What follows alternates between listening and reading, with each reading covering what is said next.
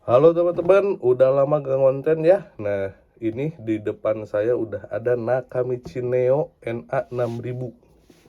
Oke, nah ini kebetulan yang RAM-nya 6 GB. Nah, ada juga yang RAM-nya 8 GB.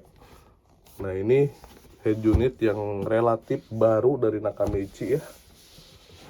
Nah, terus saya juga lihat di YouTube belum ada yang nge-review, jadi saya akan review aja. Pertama, di sini spesifikasinya dia Android 14, Qualcomm 6115, dia pakai 8 core 2,1 GHz gitu ya. Ini GPU-nya pakai Adreno 610. Nanti kita bakal cek juga di dev check gimana keasliannya. Dia 50 watt, RCA-nya dapat 5 katanya. Media playback-nya banyak, ya udahlah. Terus dia USB-nya dapat 3, rear aux. Oke, display-nya itu Full HD ya, 1080. Terus dia 2,5D, ya udah biasa itu. Ya udahlah, yang lainnya dia support kamera 360 dan lain-lain pokoknya. Kita langsung tes aja, buka aja ya. Gimana si head unit ini. Oke, bisa. Pertama kita dapat ginian. Dapat buku panduan yang nggak pernah kalian baca juga. Dan ini unitnya. Kita simpan dulu ya. Ininya. Terus di sini ada kabel-kabel. Nah, ini kayak biasa aja ya. Head unit pada umumnya juga kayak gini. Nih, dapat kabel universal. Dapat antina 4G karena dia udah 4G ya. Ini GPS. Terus yang paling penting adalah kabel audionya. Ini sih menurut saya yang paling penting, yang lainnya ya sudahlah, karena kita mau fokus ke audionya saja. Di dalam kabelnya kita dapat ini untuk kamera mundur. Oke, ini untuk ini USB, kita dapat 3 biji. Wah, ini mantap banget ya. Saya suka banget kalau dapat banyak USB gini, karena ya ini bisa dimanfaatin banyak hal ya. Ini bisa kalian pasang TPMS, kalian bisa pasang dashcam, dan ini untuk storage-nya ya. Jadi mantap banget kalau dapat USB lebih dari 2 itu. Mantap. Terus di sini ada juga ini rear out ya. Dan center out. Rear out, center out. Terus kita dapat apa lagi nih? Ini aux in, kita pisahin dulu. Ini aux in ya. Ini aux video in, front. Oke. Ini aux in dan video out. Jadi untuk audionya kita dapat 5 biji ya. Harusnya kita dapat center gak sih? Kok nggak dapat ya? Oh, ini subwoofer. Oke. Jadi kita dapat 6 biji. Front 2, rear 2, dapat center dan dapat subwoofer. Oke, mantap. Jadi gini aja nih. Ya ini standar aja, nggak ada yang bagus ya. Ternyata kirain saya bakal gimana gitu, kabel-kabelnya lengkap banget, ternyata enggak ya. Ya normal aja. Kita langsung ke unitnya aja. Unitnya kayak gini. Oke, kalau dilihat ya biasa aja ya. Head unit Android itu bentuknya ya gini-gini aja, sama-sama aja. Ini 9 inch ya, by the way. Belakangnya lumayan bagus. Dia ada kipasnya juga, dan kipasnya dikasih cover khusus gini ya. Ada bautnya juga. Ini mungkin bisa diganti ya kali kipasnya, nggak tahu deh. Oke, di sini ada ini untuk GPS, ini untuk antena 4G, dan ini untuk WiFi-nya. Mantap, ini radio ya, dan ini soket-soket biasa. Ini normal-normal aja kelihatannya. Bahannya ini plastik. Yang ininya aluminium bahannya. Yang lainnya plastik. Ini plastik. Ya sudah lah ya. Ya normal-normal aja. Kita langsung nyalain aja gimana head unit. Ini dia tampilan awalnya kayak gini ya. dan menurut saya tampilan awalnya ini lumayan bagus banget.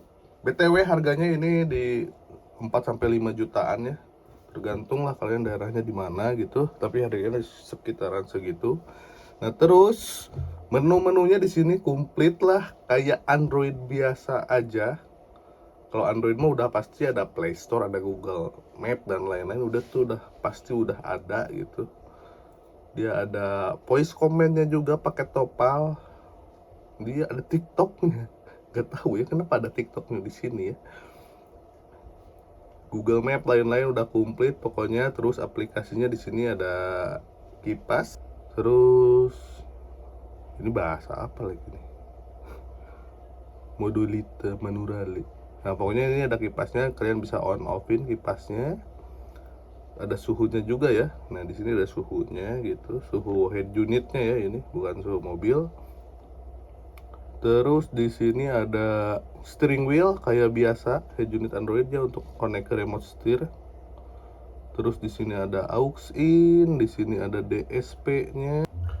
DSP-nya lumayan komplit dan DSP-nya bisa 5.1, artinya kalau 5.1 berarti dia pakai 4 speaker, 1 subwoofer dan 1 center ya. 4.1 artinya centernya nggak ada, 4 speaker, 1 subwoofer nih. Kalau mobil kalian standar aja yang speakernya cuma 4, 2 tweeter juga ya, berarti pakainya yang 4 channel aja gitu. Terus di sini ada 2, artinya front 2 kiri kanan, terus subwoofer. Kalau 2 channel berarti tanpa subwoofer, speakernya 2 biji doang. Kalau mobil kalian standar nih 4 speaker, 2 tweeter di depannya, berarti pakainya yang 4 channel aja yang ini ya. Terus di sini ada equalizer, dan equalizernya menurut saya lumayan komplit tapi lumayan musingin juga untuk tuning-tuningnya ya. Nah jadi tuning-tuningnya itu harus satu-satu ya. Kalian kalau misalkan mau tuning di ini 62 Hz nih, kalian pakai ini nih tuh satu-satu nih, lumayan ribet sih. Tapi ada Q faktornya juga tuh, tapi Q faktornya grafiknya nggak berubah ya, walaupun kita udah tinggiin nih. Harusnya dia kan mengkerucut gede kecil gede gitu ya kalau ketika Q faktornya diubah-ubah gitu, tapi ini enggak ya. Ini 20-20K ya, normal aja. Terus di sini ada, oh ini ada ininya juga ya, ada presetnya juga nih, lumayan banyak lagi presetnya ya. Oke lah, mantap. Di sini juga ada HPF dan LPF, dan ini yang menurut saya lumayan spesial ya. Pertama dia ada HPF depan, ada LPF depannya juga. Nah biasanya kalau depan itu cuma LPF aja, tapi ini ada HPF-nya juga, mantap. Oke, untuk mengcutting frekuensi ya. Nah kalau kalian yang ngerti ya kalian bisa mainin ini, tapi kalau kalian yang nggak ngerti ya udahlah, normalin aja. Di sini ya biasalah, ini ada pedal balance, ini normal aja. Terus di sini ada gainnya 1/1 ya, jadi kita bisa atur nih gainnya berapa per 1 speakernya. Oh ini ada yang namanya tim alignment ya, jadi kalian bisa delay 1/1 speakernya. Mantap sih, dalam satuan waktu atau dalam satuan jarak gitu. Jadi mantap banget nih. Nanti kita bakal tes juga suaranya kayak gimana ya. Kita langsung bahas spesifikasinya aja. Saya udah install aplikasi DevCheck di sini. Nah, ini DevCheck ya. Nah, dia pakai 8 core pokoknya. Nah, di sini nih 8 core-nya nih. Hitung aja nih, ini ada 8 gitu. Artinya 8 core gitu loh. Terus RAM-nya 6 GB di sini tuh. 6 GB. Terus storage-nya 128 di sini ya. Nah, saya rasa kalau Nakamichi dia nggak bohong soal RAM dan ini ya, dan storage ya. Terus dan ini sistem operasi yang dipakai, dia pakai Android 14 tulisannya. Terus dia 64 bit. Nah, jadi kalau versi Android ini banyak banget brand yang malsuin ya, termasuk Nakamichi itu di beberapa seri kayak MK3, MK4, dia bilangnya Android 13, Android 12, tapi aslinya Android 10. Nah, Nakamichi itu dulu kayak gitu ya, tapi sekarang nggak tahu yang seri ini apakah dia masih malsuin versi Androidnya atau enggak ya, karena DevCheck sekarang bisa dipalsuin juga. Tapi kalau kelihatan di sini, karena dia pakai arsitekturnya 64 bit, terus patch keamanannya juga yang baru, kelihatannya ini asli gitu. Tapi saya nggak tahu ya.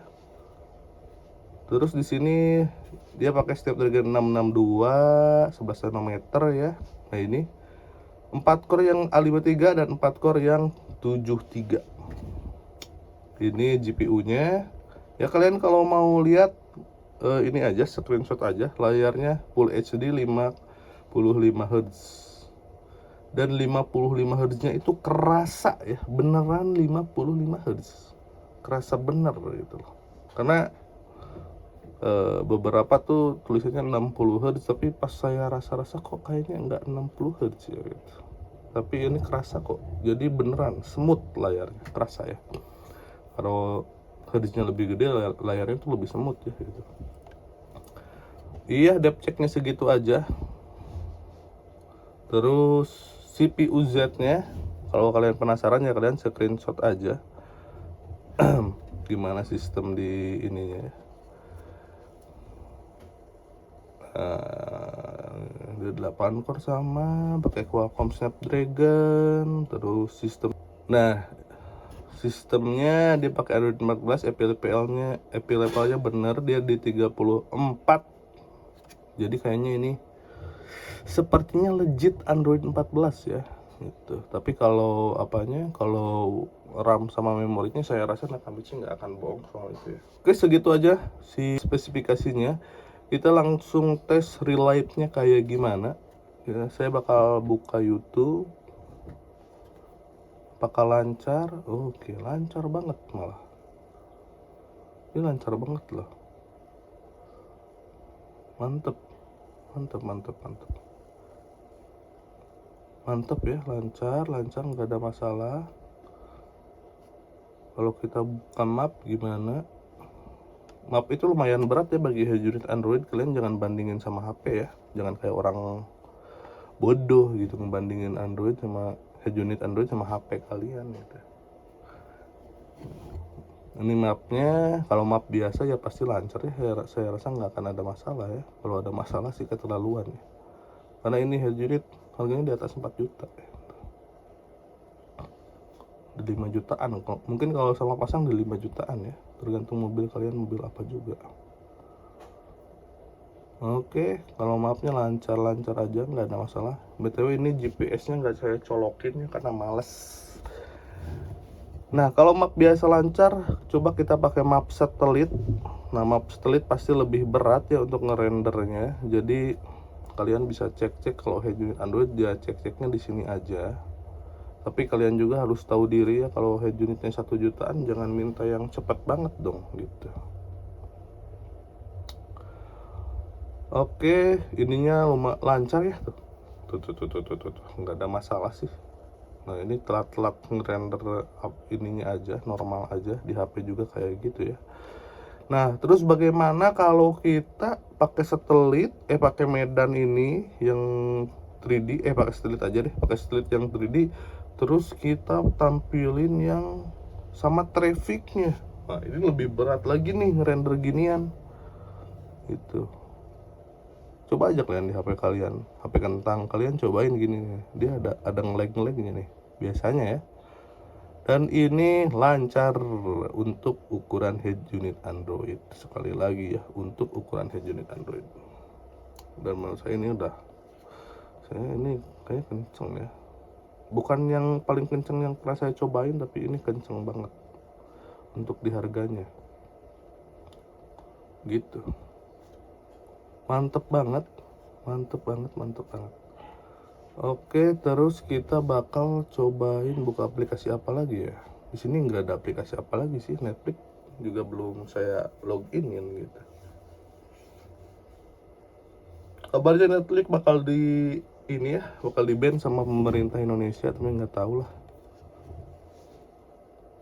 Terus lagi ya, kita buka-buka aplikasi ini aja barengan ya. YouTube kita buka, app kita buka langsung sekaligus. Terus kita buka aplikasi Google Chrome kali ya, Google Chrome kita buka, kita sambil buka ini deh, Amazon. Terus nah Google Chrome itu berat ya. Spotify kita buka, langsung kebuka juga nih. Oke, langsung kebuka juga, lumayan. Terus apa lagi ya? YouTube musik kita buka-buka sekaligus aja.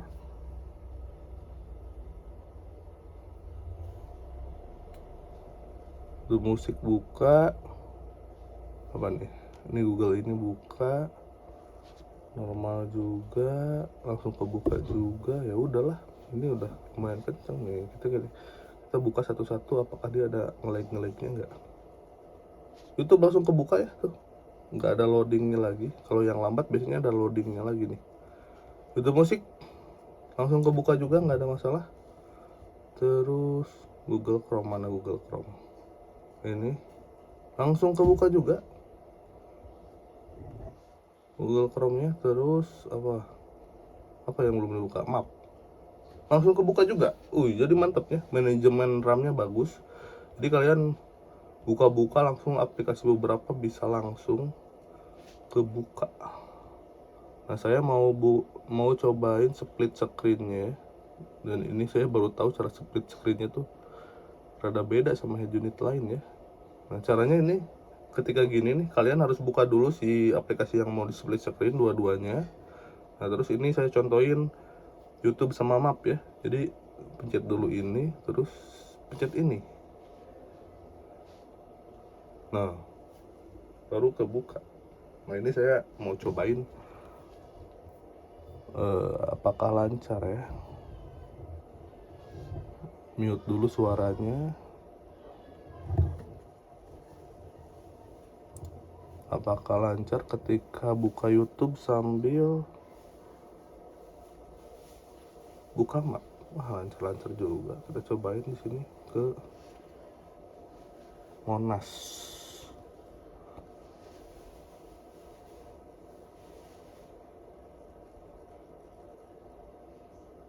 Kepencet YouTube Short.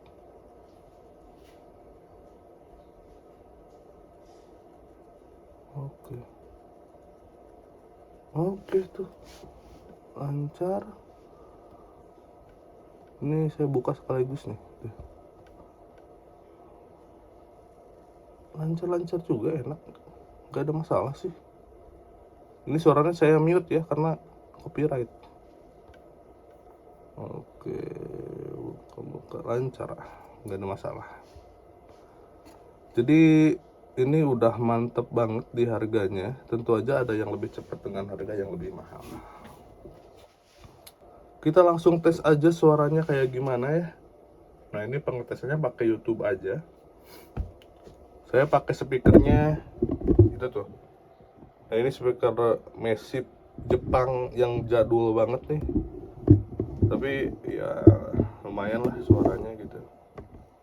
Untuk mendemonstrasikan suara speaker standar tuh udah cukup gitu loh. Kalau saya bisa aja pakai speaker yang lebih bagus, tapi kan gak semua orang punya speaker yang bagus gitu di mobilnya. Ada orang yang pakai speaker standar aja gitu. Jadi saya pakainya ya udah cukup ini aja nih. Lagunya saya pakai lagunya yang non copyright, Close to the Sun. Kalian bisa ngomong gitu ya, kalau males ngetik kan, lagi nyetir males ngetik ya, jadi kalian bisa ngomong di sini nih. Nuing pencet The Fat Red Close to the Sun.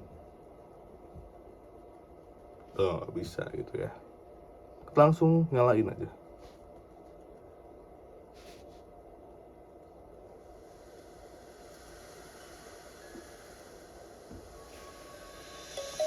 Let's sing a song full of hope, full of pain. Why Won't you sing along, my friend, for it's our last refrain.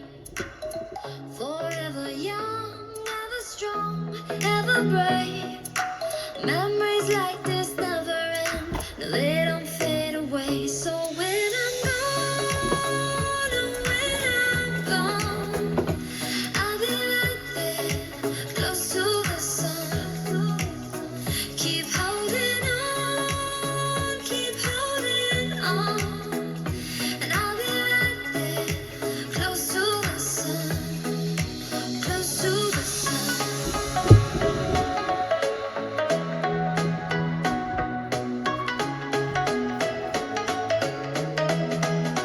Close to the sun.